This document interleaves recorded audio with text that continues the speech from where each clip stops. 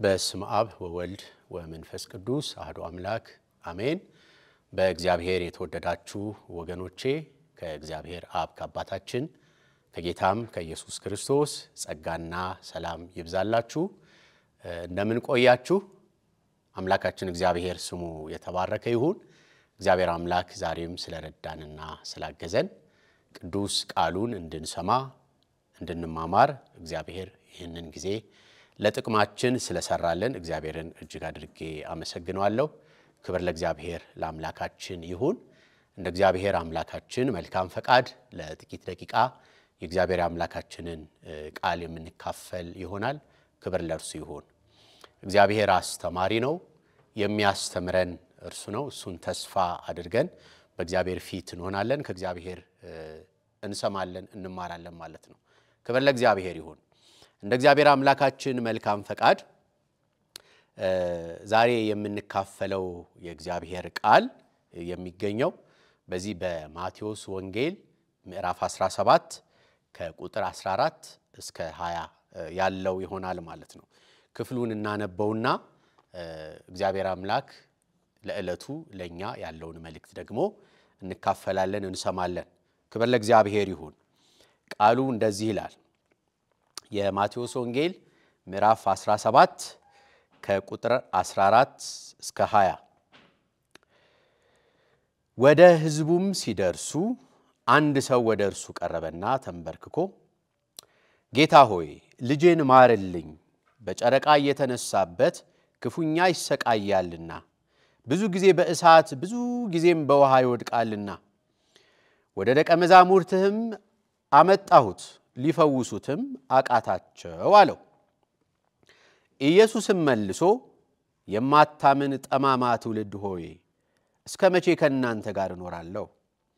እስከ መቼ ስታገሳቸዋለሁ? ወደዚህ ወደ እኔ አምጡት አለ። ኢየሱስም ገሰጸው፣ ጋኔኑም ከእርሱ ወጣ። ብላቴናውም ከዚያች ሰዓት ጀምሮ ተፈወሰ። ከዚህ በኋላ ደቀ መዛሙርቱ ብቻቸውን ወደ ኢየሱስ ቀረቡና እኛ ልናወጣው ያልቻልን ስለምን ነው አሉት። ኢየሱስም ስለ እምነታችሁ ማነስ ነው። እውነት እላችኋለሁ የሰናፍጭ ቅንጣት የሚያህል እምነት ቢኖራችሁ ይህን ተራራ ከዚህ ወደዚያ እለፍ ብትሉት ያልፋል፣ የሚሳናችሁም ነገር የለም። ክብር ለእግዚአብሔር ይሁን። ስለ ቃሉ የቃሉ ባለቤት አምላካችን ልዑል እግዚአብሔር ስሙ የተባረከ ይሁን። እግዚአብሔር ቃሉን እንዲያበራልን እንዲያስተምረን እንጸልያለን። የዘላለም አምላክ እግዚአብሔር ሆይ ክብርና ምስጋና አምልኮና ውዳሴ ላንተ ይሁን። እግዚአብሔር አባታችን ሆይ ዛሬም ረድተህንና አግዘህን ቃልህን ልንሰማ ካንተ ልንማር እነሆ በፊትህ አለን። ጌታ ሆይ አስተማሪያችን አንተ ነህ። ሁላችንም ልንሰማህ አለንና እንደሚያስፈልገን መጠን እንድትናገረን የቃልህን ፍቺ እንድታበራልን እንለምንሃለን። ሕያው መንፈስ ያስተምረን በጌታችን በኢየሱስ ክርስቶስ ስም አሜን። ክብር ለእግዚአብሔር ለአምላካችን ይሁን። ያው እንግዲህ ይህንን ወንጌል የጻፈው ማቴዎስ እንደሆነ ይታወቃል። ከአራቱ ወንጌላት መካከል አንዱ ነው የማቴዎስ ወንጌል። እንግዲህ ማቴዎስ ሁላችንም እንደምናውቀው ከመጀመሪያዎቹ የጌታችን የኢየሱስ ክርስቶስ ደቀ መዛሙርት አንዱ እንደሆነ ይታወቃልና ማቴዎስ በአይኑ ያየውን በጆሮው የሰማውን ነው የጻፈው እና ምስክር ነው። በየስሚ የሰማ ሰው አይደለም፣ በታሪክ የሚያውቅ ሰው አይደለም። ከጌታ ጋር አብሮ ይንቀሳቀስ የነበረ ጌታ ደቀ መዝሙር ነው እና የጌታን ትምህርቶች በጆሮቹ ይሰማ የነበረ የጌታን ተአምራት በአይኑ ያይ የነበረ ነውና ያየውንና የሰማውን የጻፈ ደቀ መዝሙር ነው ማቴዎስና እሱ ከጻፈው ውስጥ በዚህ አሁን ባነበብነው በምዕራፍ 17 ከቁጥር 14 እስከ 20 ያለውን ክፍል እንካፈላለን። በዛ ውስጥ እግዚአብሔር የሚነግረንን እንሰማለን ማለት ነው። ክብር ለእግዚአብሔር ይሁን። እንግዲህ ስለ እምነት ነው ክፍሉ የሚናገረው። የትምህርታችንም መሰረታዊ ዓላማ ያለ እምነት ምንም ማድረግ እንደማይቻል ማሳየት ነው የእምነትን ታላቅነት ማሳየት ምንም ነገር ያለ እምነት ማድረግ እንደማይቻል ማሳየት ነው የትምርታችን ዓላማ እግዚአብሔር አምላክ ያስተምረናል ክብር ለእግዚአብሔር ይሁን እንግዲህ ታሪኩ እንደሚያሳየው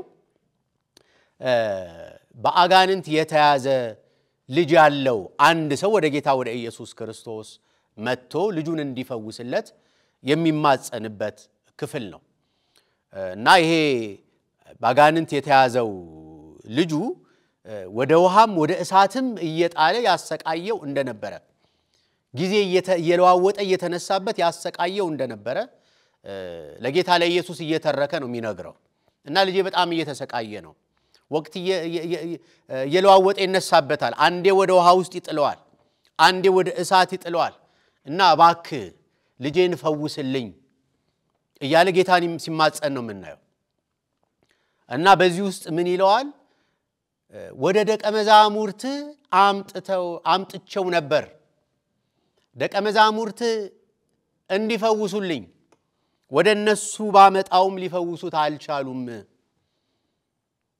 ስለዚህ እነሱ ስላልቻሉ ወደምትችለው ወደ አንተ አምጥቻለሁ እና እባክህ ልጄን ፈውስልኝና እሱንም አሳርፈው እኔንም ከሰቀቀን አትርፍልኝ ዛሬ ሰዓት ውስጥ ገባ ሳተቃጠለ ውሃው ሰጥሞ ገባ እያልኩኝ እየተሳቀቅኩኝ ከምኖር ከዚህ ሐሳብ ገላግለኝ እባክህ እያለ ጌታን ሲማጸን የሚያሳይ ክፍል ነው እና ጌታ በኃይለ ቃል ነው ደቀ መዛሙርቱን የተናገረው እና ደቀ መዛሙርቱ አልፈወሱትም ቀድሚያ ወደ አንተ ከማምጣቴ በፊት ወደ እነሱ አመጣው እነሱ አልፈወሱትም እና ጌታ ምንድነው ያለው የማታምን ጠማማ ትውልድ ሆይ እስከመቼ ከናንተ ጋር እኖራለሁ እስከመቼ ስታገሳችኋለሁ ወደዚህ ወደኔ አምጡት አለ ኢየሱስም ገሰጸው ጋኔኑም ከርሱ ወጣ ብላቴናውም ከዚያች ሰዓት ጀምሮ ተፈወሰ ክብር ለኢየሱስ ክርስቶስ ይሁን ጋኔኑን ገሰጸው ልጁን አስሮ ሲያሰቃየው የነበረውን አጋንንት ከርሱ አወጣው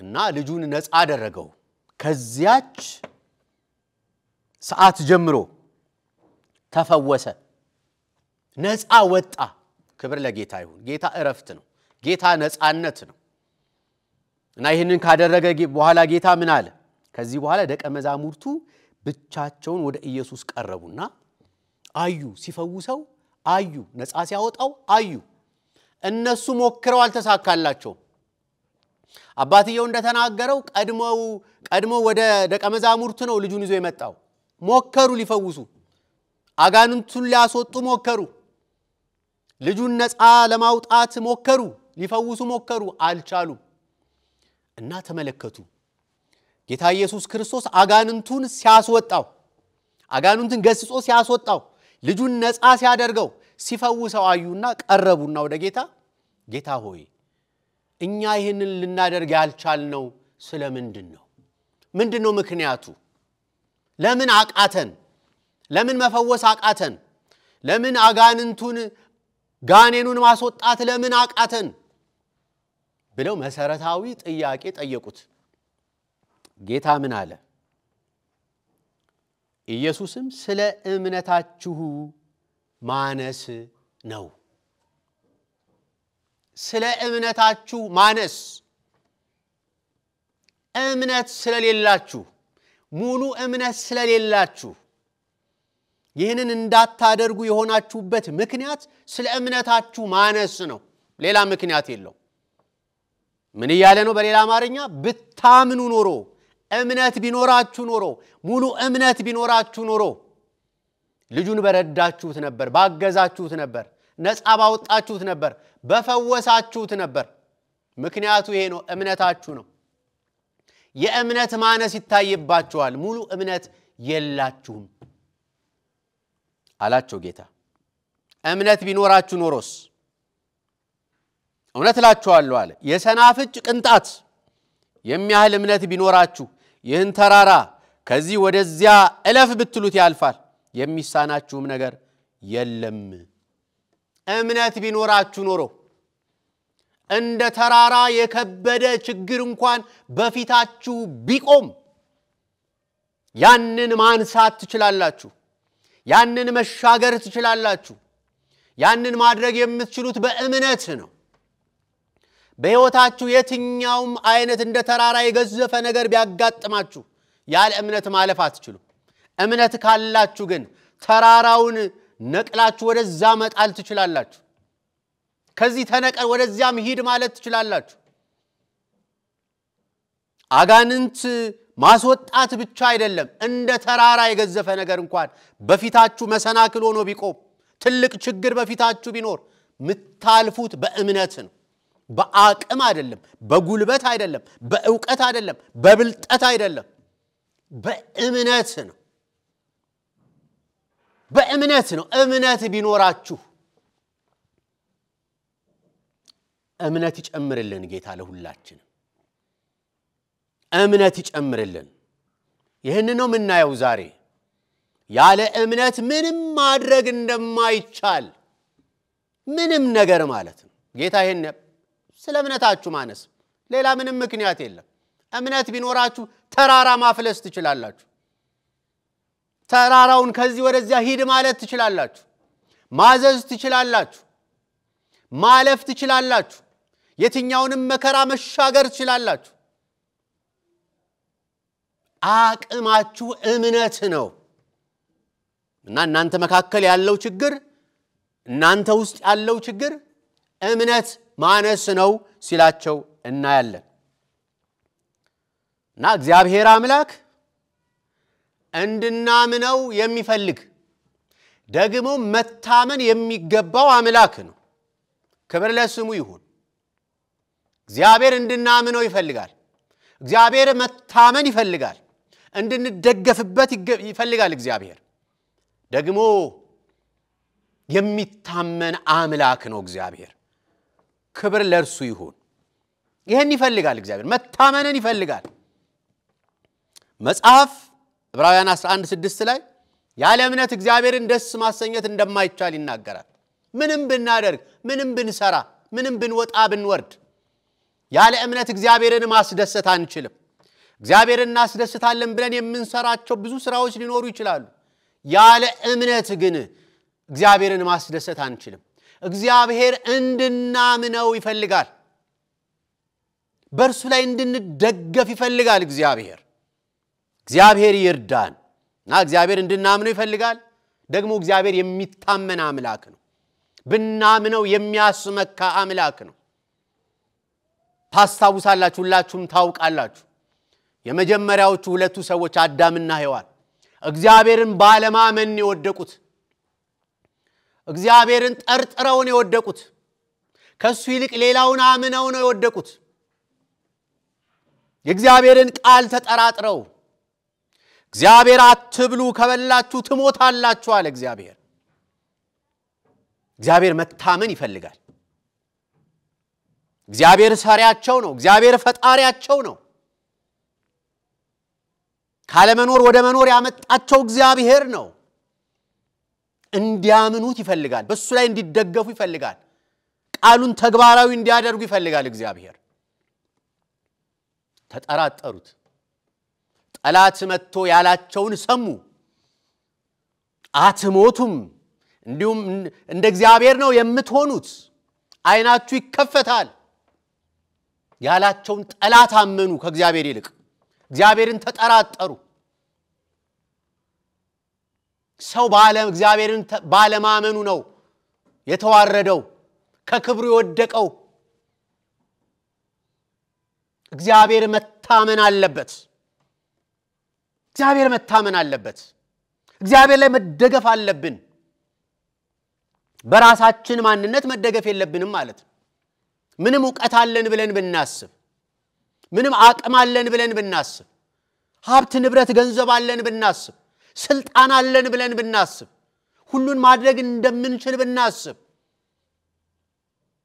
እግዚአብሔር ላይ ካልተደገፍን ከባድ እግዚአብሔር እንድናምነው ይፈልጋል ካለን ነገር በላይ ከስልጣናችን በላይ ከአቅማችን ከጉልበታችን ከዕውቀታችን በላይ እግዚአብሔር ላይ እንድንደገፍ እሱን ተስፋ እንድናደርግ እግዚአብሔር ይፈልጋል እግዚአብሔር ይርዳን አንችልም ያለ እምነት እግዚአብሔርን ማስደሰት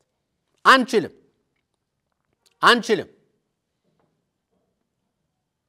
እና እግዚአብሔርን ማመን አለብን እምነት ሊኖር ይገባናል ስንል አማኞች መሆን አለብን ብለን ስናስብ ደግሞ ምንድነው ምናምነው ማንነው ምናምነው መሰረታዊ ጥያቄ ነው አንዳንዶች ቃላቸውን ያምናሉ የተናገሩትን ያምናሉ እምነታቸውን ያምናሉ አምነዋል የሚሉትን እምነት የሚሉትን ኖ እግዚአብሔርን እንድናምን ነው የሚፈልገው እግዚአብሔርን ምናምነው እግዚአብሔርን ነው ሁሉን ማድረግ የሚችለውን አምላክ ሁሉን ማድረግ የሚችለውን ኤልሻዳይ የሆነውን ይሄን ይችላል ያን አይችልም የማይባለውን እግዚአብሔርን እርሱ ላይ እንድንደገፍ የእርሱ ጥገኛ እንድንሆን ነው የሚያስፈልገው በዚህ በሉቃስ ወንጌል ምዕራፍ 1 ቁጥር 37 ላይ ለእግዚአብሔር የሚሳነው ነገር የለም የሚል ቃል አለ ለእግዚአብሔር ለአምላካችን ለእግዚአብሔር ለአባታችን የሚሳነው ምንም ነገር የለም እግዚአብሔር ሁሉን ቻይ ነው እግዚአብሔር ብቻ ነው ሁሉን የሚችል እግዚአብሔር ብቻ ነው ኤልሻዳይ ልንመካበት የሚገባ ልንደገፍበት የሚገባ ልናምነው የሚገባ እግዚአብሔር ብቻ ነው ስለዚህ እሱ ላይ ነው አማኝ መደገፍ ያለበት እምነት ይኑረን ስንል እንመን ስንል በእግዚአብሔር ሁሉን በሚችለው አምላክ የምንችለው ሁሉን የሚችለውን አምላክ አምነን ነው እሱን ተስፋ አድርገን ነው ተራራ የምናፈልሰው በእኛ አቅም አይደለም እርሱን አምነን ነው ይሄንን ማድረግ በሚችለው ይሄንን እንድናደርግ አቅም ሊሰጠን በሚችለው አምላክ አምነንና ተማምነን ነው እግዚአብሔርን ነው ምናምነው የታመነውን ነው ምናምነው ታማኙን ነው ምናምነው ስሜታችንን አናምንም ቃላችንን አናምንም የኛ ቃል የቱ ቃላችን ነው የሚታመነው የቱ ስሜታችን ነው የሚታመነው የቱ ማንነታችን ነው የሚታመነው የማይለዋወጥ አምላክ እግዚአብሔር በሰማይ ያለ ሁሉን ማድረግ የሚችለው በእርሱ እንድናመን በእርሱ እንድንተማመን እርሱ ላይ እንድንደገፍ መንፈስ ቅዱስ ዛሬ ሁላችንንም ይናገረናል እግዚአብሔርን ነው ምናምነው እግዚአብሔርን እናምናለን አንዳንድ ነገሮችን እናነሳለን እምነትን በተመለከተ ለምሳሌ በዚህ በዕብራውያን 11 ላይ ዕብራውያን 11 እንደምናቀው የእምነት አባቶች የተዘረዘሩበት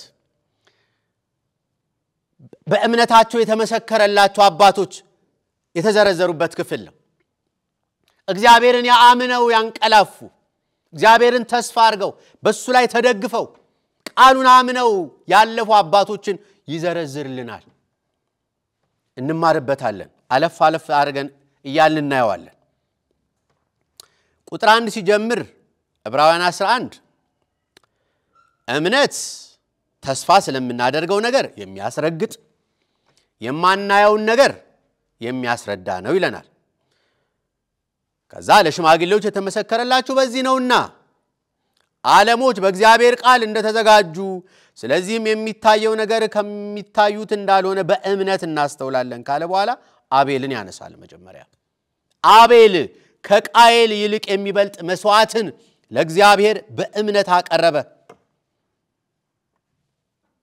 በእምነት አቤል መስዋዕት አቀረበ ሳይሆን የሚለው በእምነት አቀረበ ከቃየል ይልቅ የሚበልጥ መስዋዕትን እንዴት አቀረበ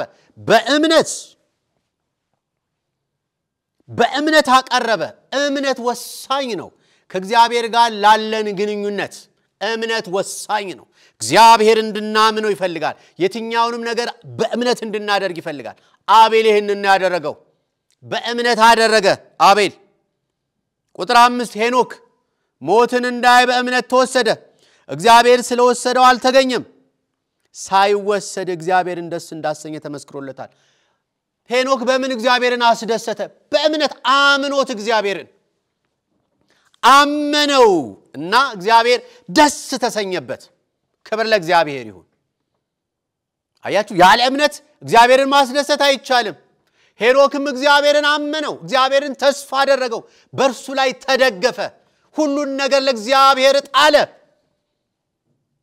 እግዚአብሔር ነው አቅሜ ያለ፣ እግዚአብሔር ነው ጉልበቴ ያለ። እግዚአብሔር በዚህ ተደሰተ። በሄኖክ ተደሰተና ወሰደው ሄኖክን። ክብር ለእግዚአብሔር ይሁን። ያለ እምነት ደስ ማሰኘት አይቻልም። ቁጥር 7 ላይ ኖህን እናገኛለን። ኖህ ስለማይታየው ነገር ተረድቶ እግዚአብሔርን እየፈራ ቤተሰቦቹን ለማዳን መርከብን በእምነት አዘጋጀ። በዚህም ዓለምን ኮነነ፣ በእምነትም የሚገኘውን ጽድቅ ወራሽ ሆነ። ይገርማል። በእምነት ነው አሁን ኖህ እግዚአብሔርን ያከበረው። ስለማይታየው ነገር ተረድቶ እግዚአብሔርን እየፈራ ቤተሰቦቹን ለማዳን መርከብ በእምነት አዘጋጀ። እግዚአብሔር መርከብ አዘጋጅ ሲለው በምድረ በዳ ምንም ውሃ በሌለበት መርከብን በእምነት አዘጋጀ። እግዚአብሔርን አመነው። ሌሎች ሲሳለቁበት ሲያፌዙበት፣ እሱ ግን በእግዚአብሔር ተደገፈ። እግዚአብሔርን አልተጠራጠረውም። እግዚአብሔርን አመነው። አድርግ ያለውን አደረገ። የጥፋት ውሃ ይመጣል፣ አንተና ቤተሰቦች ሌሎችም ቅሪት የሚሆኑ እንስሶች የሚተርፉበትን መርከብ አዘጋጅ፣ ምድር በውሃ ትጥለቀለቃለች ትጠፋለች ሲለው ይህንን ቃል አመነና ሄኖክ በእምነት መርከብን አዘጋጀ። ክብር ለእግዚአብሔር ይሁን። እንዲህ እንድናምነው ይፈልጋል እግዚአብሔር። እንቀጥላለን። አብርሃም ቁጥር 8 ላይ አብርሃም የተባለው ርስት አድርጎ ሊቀበለው ወዳለው ስፍራ ለመውጣት በእምነት ታዘዘ። ወዴትም እንደሚሄድ ሳያውቅ ወጣ። እግዚአብሔር አብርሃምን ሲጠራው ከዘመዶች ከአባት ቤት ተለይተ ውጣ፣ እኔ ወደማሳይ ስፍራ ውጣ ሂድ ሲለው በእምነት እግዚአብሔርን አምኖት ወጣ። ምንድነው የምትሰጠኝ? የት ነው የምሄደው? ወዴት ነው? ምን ልያዝ ሳይል እግዚአብሔርን አምኖ ወዴት እንደሚሄድ እንኳን ሳያውቅ የሚሄድበት ቦታ የሚሄድበት የሚኖርበት ሁኔታ ሳይሆን እግዚአብሔር አብርሃም ያስጨነቀው ያሳሰበው እግዚአብሔር አለ ወይ ነው። የጠራው እግዚአብሔር ነው። የትስ ቢያኖረኝ ወዴትስ ቢመራኝ ብሎ እግዚአብሔርን አምኖት ወጣ። በምን? በእምነት። ክብር ለእግዚአብሔር ይሁን። ለእንግዶች እንደሚሆን በተስፋ ቃል በተሰጠው ነገር በድንኳን ኖሮ ያን የተስፋ ቃል አብረውት ከሚወርሱት ከይስሐቅና ከያዕቆብ ጋር እንደ መጻተኛ በምን? በእምነት ተቀመጠ። እግዚአብሔርን አምኖት የአብርሃም ሕይወት ሲጀመርም ሲደመደምም በእምነት እግዚአብሔርን አምኖት እግዚአብሔር እንዲመታመን ይፈልጋል። ስለ ሳራም ይነግረናል። ስለ አብርሃም ሚስት ተስፋ የሰጠው የታመነ እንደሆነ ስለቆጠረች ሳራ ራሷ ደግሞ እድሜዋ እንኳን ካለፈ በኋላ ዘርን ለመጽነስ ኃይልን በእምነት አገኘች። የማይቻለውን እግዚአብሔር እንደሚያስችል አመነች። እድሜዋ ሄዷል። በዚያ እድሜ ውስጥ ሳራ በነበረችበት እድሜ ውስጥ ሴት ልጅ ጸንሳ መውለድ የማይታሰብ ነው። የሚደረግ አይደለም፣ የሚሆን አይደለም፣ የማይታሰብ ነው። ግን እግዚአብሔርን አመነችው። ክብር ለእግዚአብሔር ይሁን። ተስፋ የሰጠው የታመነ እንደሆነ ስለቆጠረች ተስፋ ሰጥቷል። እግዚአብሔር ልጅ እንደሚሰጣቸው ተስፋ ሰጥቷል። ይሄ ተስፋ የሰጠው እግዚአብሔር ደግሞ የታመነ ነው። ያለውን የሚፈጽም ነው። የተናገረውን የሚያደርግ ነው እግዚአብሔር። ክብር ለስሙ ይሁን። ብዙ ሰዎች ተስፋ ሊሰጡ ይችላሉ። እንዲናደርጋለን እንዲናደርግላችኋለን ብለው ብዙ ሰዎች ተስፋ ሊገቡ ይችላሉ። ግን ያደርጉታል ወይ? የታመኑ ናቸው ወይ? አቅሙ ሳላቸው ወይ? ታማኝ ናቸው ወይ? እግዚአብሔር ብቻ ተስፋን የሰጠው የታመነ ነው። ሳራ ይህንን አመነች። ተስፋ የሰጠው የታመነ ነው ብላ ሳራ እድሜዋ ካለፈ በኋላ ዘርን ለመጽነስ ኃይልን በእምነት አገኘች። ያለ እምነት ይሄ መሆን አይችልም። ሳራ ልትጸንስና ልትወልድ ይስሐቅን ልትወልድ አትችልም ያለ እምነት። ይሄንን አቅም ማግኘት አልቻለችም። እንደምትጸንስ አቅም ያገኘችው በእምነት ነው እና እግዚአብሔርም ተስፋውን ፈጸመ በብዛታቸው እንደ ሰማይ ኮከብ እንደማይቆጠር በባህር ዳር እንዳላሸዋ የነበሩት የሞተን ሰው እንኳን ከመሰለው ከአንዱ ተወለዱ ሙሴንም ያነሳል አለፍ አለፍ ያደረግን ነው የምናየው ሙሴ ከተወለደ በኋላ ቁጥር 23 ወላጆቹ ያማረ ሕፃን መሆኑን አይተው በእምነት 3 ወር ሸሸጉት በእምነት የንጉስን አዋጅ አልፈሩም ሙሴ ካደገ በኋላ የፈርዖን የልጅ ልጅ እንዳይባል በእምነትም ቢያለ የፈርዖን ልጅ መባል ክብር ነው የንጉስ ልጅ መባል ክብር ነው ሙሴ ግን ከግብጽ ብዙ ገንዘብ ይልቅ ስለ ክርስቶስ መነቀፍ እጅግ የሚበልጥ ባለጠግነት እንዲሆን አስቧልና በእምነትም ቢያለ እግዚአብሔር ይሻለኛል የእግዚአብሔር ሕዝብ ይሻለኛል ከምድር ባለጠግነት ከምድር ሀብትና ስልጣን ያህዌ ይሻለኛል እግዚአብሔር ይሻለኛል ብሎ ስለ ክርስቶስ መነቀፍ እጅግ የሚበልጥ እንደሆነ ግብጽ ካለ ባለጠግነት ቤተ መንግስት ውስጥ ካለ ብልጥግና ይልቅ ከክርስቶስ ጋር መነቀፍን መገፋትን ከእግዚአብሔር ሕዝብ ጋር መጣልን በእምነት መረጠ ያለ እምነት አይሆንም ይሄ እንዴት ይሆናል ከብልጥግና ከስልጣን እንዴት ስደት ይመረጣል እምነት ባይኖር አይሆንም ያለ እምነት ምንም ማድረግ አይቻልም ብዙ መዘርዘር እንችላለን ጊዜ ስለሌለ እነዚህ አባቶች እግዚአብሔርን አምነው ያለፉ ናቸው እግዚአብሔር በሰጣቸው ዘመን እግዚአብሔርን ተስፋ አድርገው አምነው ቃሉን ፈጽመው ያለፉ ናቸው በእምነታቸው የተመሰከረላቸው ናቸው በእምነታቸው እግዚአብሔርን ያስደሰቱ ናቸው አሁን ደግሞ እኛ በራሳችን ዘመን ላይ ያለን እግዚአብሔር በሰጠን ዘመን እግዚአብሔርን እንድናምነው በእምነታችንም እግዚአብሔር ደስ እንዲሰኝ ይገባል እግዚአብሔር ሁላችንንም ይርዳን ሌላም ማንሳት እንችላለን ከብሉይ ኪዳን መጽሐፍት ዳንኤል 3 ላይ የምናገኛቸውን 3 ወጣቶችንም ማየት እንችላለን አስደናቂ እምነት ስላሳዩት 3 ወጣቶች ንጉሱ ላቆመው ምስል አንሰግድም ያሉ በሚንቀለቀል በሚንበለበል እሳት ፊት ቆመው ንጉሱ ላቆመው ምስል ከመስገድ ይልቅ እግዚአብሔርን እንዳመንን በእሳት ብንቃጠል ይሻላል ብለው በእምነት የጸኑት 3 ወጣቶች ክብር ለእግዚአብሔር ይሁን ያለ እምነት እንዴት ይገኛል ይሄ ትታሰራላችሁ አይደለም የተባሉት እሳት ውስጥ ትገባላችሁ ትቃጠላላችሁ ነው የተባሉት እሳት ትንሽ እንኳን ሲነካ እንዴት ነው የሚያቃጥለን እንኳን እንደ ደመራ ያለ እሳት ውስጥ ቀርቶ እንዴት ይሆናል ያለ እምነት እነሱ ግን እግዚአብሔርን ከምንክድ ለሌላ ምስል ከምንሰግድ ንጉሱ ላቆመው ምስል ከምንሰግድ ብንቃጠል ይሻላል ሲጀመር እግዚአብሔር ያድነናል አሉ ከዚህ እቶን እሳት እግዚአብሔር ያድነናል እኛ ምናምነው አምላክ እግዚአብሔር እኮ ሁሉን የሚችል ነው ማዳን የሚችል ነው ከእሳት ማስመለጥ የሚችል ነው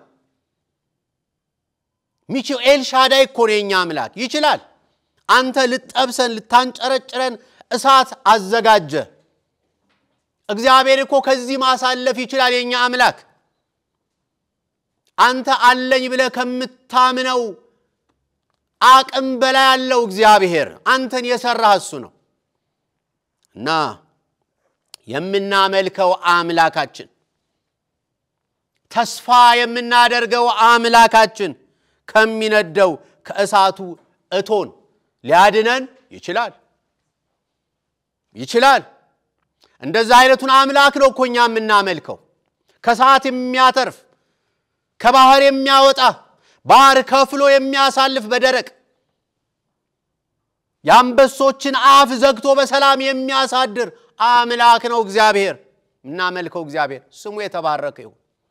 ናኛ ምናመልከው እግዚአብሔር አንተ ካነደድከው ከዚህ ከእቶኑ ሰዓት ያድነናል ያድነናል። ያለ እምነት ይቻላል ወይ ወገኖቼ? ይሄ ይቻላል ወይ ያለ እምነት? አረ በፍጹም።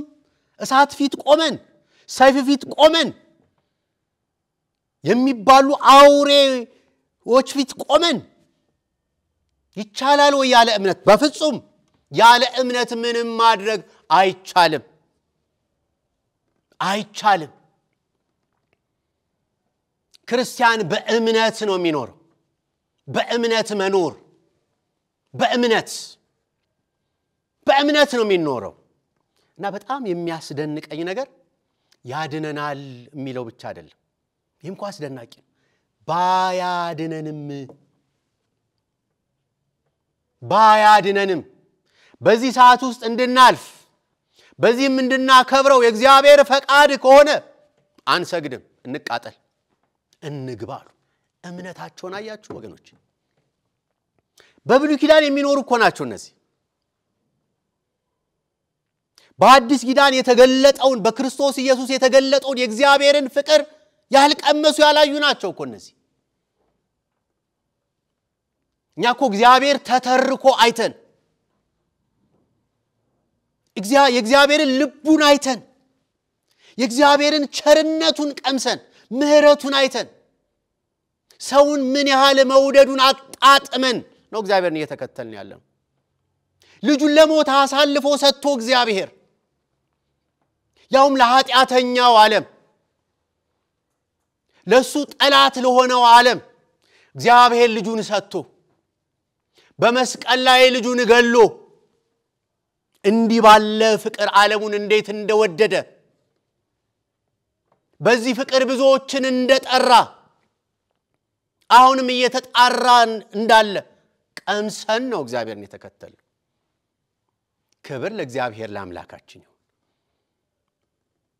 እነዚህ ወጣቶች በብሉይ ኪዳን የሚኖሩ ናቸው። በዚህ ማንነቱ እግዚአብሔርን አላዩትም፣ ግን እምነታቸው አስደናቂ ነው። እኛ አዲስ ኪዳን አማኞች ይሄ እምነት ይኖረን ይሆን? የዚህ ግማሽ የዚህ ሩብ እምነት ይኖረን ይሆን? በሰይፍ ፊት ቆመን ጌታንና ከብር ይሆን? በሞት ፊት ቆመን ጌታንና ከብር ይሆን? በመከራ ደስ ይለን ይሆን? ያኩ በመከራ እኮ እናጉረመርማለን።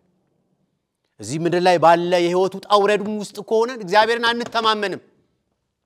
በለት ኑሯችን በጓዳችን እኮ እግዚአብሔርን እናማረረዋለን፣ እናጉረመርማለን እኮ እግዚአብሔርን አናከብረውም። እንከተለዋለን፣ እንወደዋለን፣ እናምነዋለን፣ እናከብረዋለን የምንለውን እግዚአብሔርን አናከብረውም፣ እናጉረመርማለን። ከምስጋና ይልቅ ማጉረምረም ይበዛል ከኛ አንደበት ከብዙዎቻችን። ልጁን እንደሰጠን አይተን ልጁ በመስቀል ላይ ሲቃትት አይተን ደሙ ሲፈስ ስጋው ሲቆረስ አይተን ያ የተከፈለው ለኛ መሆኑ ገብቶን ግን እግዚአብሔርን በእንጀራ እግዚአብሔርን በድቃቂ ሳንቲም በላቂ ልብስ ስናማርር እንሮላለን። በክርስትና ምክንያት ተሰደብን፣ ተናቀን፣ ተገፋን፣ ተጠላን ብለን እናጉረመርማለን። የአዲስ ኪዳን አማኞች ሆነን እግዚአብሔር ያግዘን፣ በእውነት እምነት ይጨምርልን። እነዚህ ሶስት ወጣቶች ቆሙ በእሳት ፊት። እንቃጠል ሲሆን እግዚአብሔር ያተርፈናል፣ እግዚአብሔር ያድነናል። ኤልሻዳይ ነው የምናመልከው አምላክ ከዚህ ሰዓት ያተርፈናል። ባይሆን እንኳን ክብሩ ለእግዚአብሔር ይሁን፣ በሞትም እናከብረዋለን እግዚአብሔርን አሉ። አመኑት። አስደናቂ እምነት ነው፣ አስደናቂ እምነት ነው። እግዚአብሔር ሁላችንንም ያግዘን፣ በእውነት እንድናምነው በእምነት እንድንኖር እግዚአብሔር ይርዳን። ወደ አዲስ ኪዳን ስንመጣ ነው ጴጥሮስን ባይ ደስ ይለኛል። በዚህ ማቴዎስ 14 ቁጥር 28 እስከ 32 ምናቀው ታሪክ ነውና ጌታችን ኢየሱስ ክርስቶስ በውሃ ላይ እየተራመደ ደቀ መዛሙርት ወዳሉበት እነሱ በታንኳ ላይ ሆነው በውሃ ላይ እየተራመደ የመጣበት ታሪክ ነው። እና ጌታ በውሃ ላይ እየተራመደ ነው ጌታ ነው እሱ በተፈጥሮ ላይ ጌታ ነው ስሙ የተባረከ ይሁን እና ውሃ ላይ እየተራመደ ሲመጣ ጴጥሮስ አየው እንዴ ጌታ ሆይ አንተ ነህ አለው በውሃ ላይ መራመድ ትችላለህ አሁን እኔኛ አለው እንደዚያስ ከሆነ እዘዝ እስኪ እኔም በውሃ ላይ እየተራመድኩ እንድመጣ እስኪ እዘዝ አንተ አለው ና አለው ጌታ አዘዘ ጌታ በውሃ ላይ የሚሄድበትን አቅም ሰጠው ጴጥሮስ ከጀልባው ወረደና ከታንኳው ወረደና ባህር ላይ መራመድ ጀመረ ባህሩን እንደ አስፋልት መርገጥ ጀመረ የማይቻለውን መቻል ጀመረ የጌታን ቃል ሰምቶ የጌታን አምኖ ማለት ና ሲለው አምኖ መሄድ ጀመረ እንዴት ሆነ በእምነት መራመድ ጀመረ ግን ብዙ ርቀት አልሄደም ዞር ብሎ ዙሪያውን ማየት ጀመረ ነፋሱን ማየት ጀመረ ባህሩን ማየት ጀመረ አሃ ባህር ላይ ነው እንዲያለውት ለካ ባህር ላይ አይከድም ለካ ውሃ ላይ አይቆምም ለካ ውሃ ያሰጥማል ንፋስ መጣ ማዕበል አለ ለካ ይገላል ወደሚል ገባ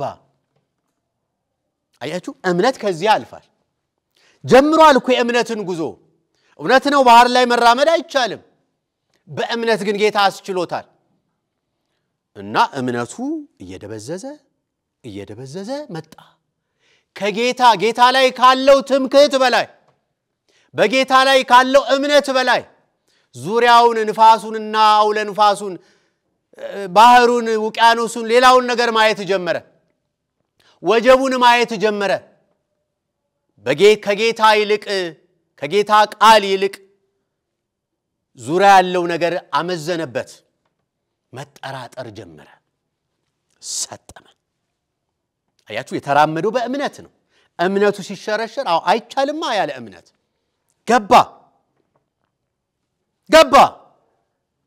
ጌታ ሆይ አድነኝ ልጠፋ ነው አለ ደስ የሚለው አሁንም ተስፋ ያደረገው ጌታ ነው ጌታ እጁን ይዞ አወጣውና አንድ ነገር ተናገረው አንተ እምነት የጎደለ ስለምን ተጠራጠርክ ጥርጥሩ ስለምን ገባ ለምን እምነት አጣ ናላልኩህም ወይ መንገዱን አስጀምር የለም ወይ በእምነት ጀምረው የለም ወይ ጥርጥሩ ከየት መጣ አንተ እምነት የጎደለ እምነት ባይጎል ባይሸረሸር ኖሮኮ ተጨርሰው ነበር አንተ እምነት የጎደለ ያለ እምነት ምንም ማድረግ አይቻልም ምንም በእምነት መኖር ክርስቲያን በእምነት ነው የሚኖረው በእምነት በጌታ ላይ በመደገፍ ጳውሎስ ከጌታ ላይ ራሱን አነሳና ዙሪያ ያለውን ማዕበል ሲመለከት ፈራ እምነቱ ተሸረሸረ አሁንም እኮ በህይወታችን እንደዛ ነው እግዚአብሔር አለ ከኛ ጋር ሁሌን ዘምራለን እግዚአብሔር ከኛ ጋር ነው ይያልን አማኑኤል ይያልን እንዘምራለን ግን በህይወታችን የተለያዩ ማዕበሎች ሲመጡ ችግር ቤታችንን ሲያንኳኳ የተለያዩ መሰናክሎች ሲያጋጥሙን እምነታችን ይሸረሸራል በጌታ ላይ ያለን መደገፍ ይሸረሸራል እናምናለን ምንለውን ጌታ መጠራጠር እንጀምራለን አያችሁ ጻድቅ ግን በእምነት ነው የሚኖረው በእምነት እግዚአብሔር ከኔ ጋር ነው በሸለቆ ውስጥም በከፍታ ውስጥም እግዚአብሔር ከኔ ጋር ነው ዮሴፍን ታስታውሳላችሁ ወንድሞቹ ወደ ግብጽ ላኩት ሸጡት በባርነት ዝቅታ ነው ግን እግዚአብሔር ቃል ሲናገር እግዚአብሔር ከዮሴፍ ጋር ነበር ይለናል በባርነትም ውስጥ ሆኖ በሰው አይን ሲታይ ዮሴፍ ባርነት ውስጥ ነው ሎሌ ነው ባሪያ ነው አገልጋይ ነው ግን እግዚአብሔር ከርሱ ጋር ነበር ባሪያ ሆኖ ጲጢፋራ ወደ እስር ቤት ከከተተውም ጊዜ በኋላ ባላጠፋው ጥፋት በዚያም በእስር ቤት እግዚአብሔር ከዮሴፍ ጋር ነበር ይለናል ክብር ለእግዚአብሔር ይሁን በየትኛውም የህይወቱ ጣውረድ ውስጥ እግዚአብሔር ከርሱ ጋር ነበር በአባቱ ቤት ይያለ የተወደደ ልጅ ሆኖም እግዚአብሔር ከርሱ ጋር ነበር ወደ ግብጽ ሲሸጥም ከእግዚአብሔር ከርሱ ጋር ነበር እስር ቤት ሲገባም ሲታሰርም እግዚአብሔር ከርሱ ጋር ነበር ክብር ለእግዚአብሔር ይሁን ስናምን እንደዚህ ነው በየትኛውም ሁኔታ ውስጥ የእግዚአብሔርን አብሮነት ልንጠራጠር አይገባም።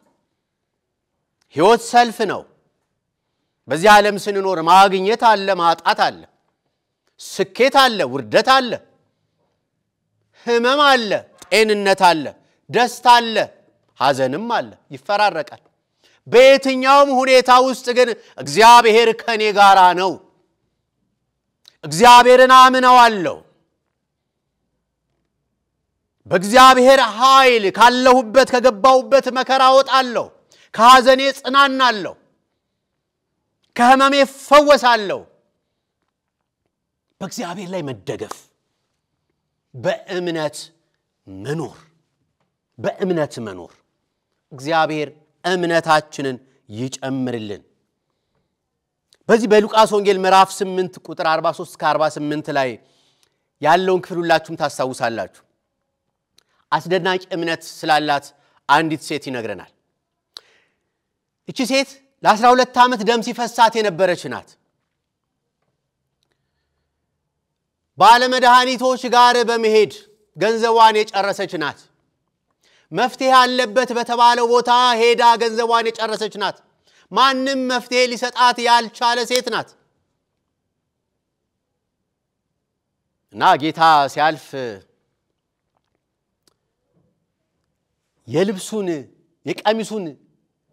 ቀሚሱን ብነካ ጨርቁን ብዳስስ እፈወሳለሁ ብላ አመነች ይለናል እግዚአብሔር ቃል። የሚገርም እምነት እኮ ነው። እጁን ጭኖብኝ ጸልዮልኝ እንደዚህ አድርጎ የሆነ ነገር ቀብቶኛል የሚያለችው በቃ እሱንም ሳላናግረው ሲያልፍ ከኋላው የልብሱን ዘርፍ ነክቼ የቀሚሱን ጫፍ ነክቼ እፈወሳለሁ ብላ አመነች ይለናል እግዚአብሔር ቃል። አመነች፣ አላናገረችውም። በደቀ መዛሙርቱም በኩል ወደሱ አልመጣችም። ማንንም አማላጅ አላከችም። ቀጥታ ከኋላው ልብሱን ነካች። አምና ብነካው እፈወሳለሁ ብላ። የሚገርመው ነገር ልብሱን ስትነካ የደሟ ምንጭ ደረቀ፣ ተፈወሰች፣ ነፃ ወጣች። እና ጌታ ስለ እምነቷ መሰከረላት። እምነትሽ አድኖሻል አላት። ክብር ለኢየሱስ ይሁን። እምነትሽ አድኖሻል። አምነሽ ነው ልብሴን የዳሰሽው። ልብሱን ብዳስሰው ቀሚሱን ብነካው እፈወሳለሁ ብለሽ አምነሽ ልብሴን ነካሽ። ይሄ እምነት አድኖሻል። የትኛው? በኔ ማመንሽ፣ ይፈውሰኛል ብለሽ ማመንሽ፣ ያድነኛል ብለሽ ማመንሽ። ይሄ እምነትሽ በኔ ላይ ያለሽ እምነት ነፃ አውጥቶሻል፣ እምነትሽ አድኖሻል ሲላት እናያለን። ክብር ለእግዚአብሔር ይሁን። ጻድቅ በእምነት ይኖራል። እግዚአብሔርን እንመነው ወገኖቼ። እግዚአብሔር የሚታመን አምላክ ነው። ጌታ የሚታመን ነው። ሁሉን የሚችል ነው። በየትኛውም ሁኔታ ውስጥ ከኛ ጋር አለ። ሁኔታችንን ያውቃል። ያለንበትን ሁኔታ ይረዳል። ሐሳባችንን፣ ህመማችንን፣ ጉስቁልናችንን፣ የትኛውም ጎደሎአችንን ይረዳል ጌታ። በእምነት እንኖር፣ በእምነት መኖር። ያለ እምነት ምንም ማድረግ ስለማንችል ማለት ነው። እና የእውነት አማኞች እንድንሆን፣ የእውነት እግዚአብሔርን ተስፋ የምናደርግ እንድንሆን፣ በየትኛውም የህይወት ውጣ ውረድ ውስጥ ብናልፍ በእግዚአብሔር ዘንድ ለእግዚአብሔር ያለን እምነት እንዳይሸረሸር፣ እምነታችን እንዳይጎል፣ እንዳንጠራጠረው፣ ሁኔታዎችን አይተን እንዳንጠራጠር፣ እግዚአብሔር ትቶኝ ይሆን እንዳንል እግዚአብሔር ይርዳን። እንድናምን ይርዳን እግዚአብሔር። ተስፋ እንድናደርገው ይርዳን እግዚአብሔር። በሱ ላይ እንድንደገፈው ይርዳን። ያኔ እግዚአብሔርን ማስደሰት እንችላለን። ክብር ለእግዚአብሔር ለአምላካችን ይሁን። ያስተማረን አምላክ ስሙ የተባረከ ይሁን። እግዚአብሔርን እጅግ አድርገን እናመሰግነዋለን እምነት ስለሚጨምርልን አምነ ነው በዚህ ደግሞ እግዚአብሔርን እንድናከብር እግዚአብሔር ስለሚረዳን ክብር ለእርሱ ይሁን አሜን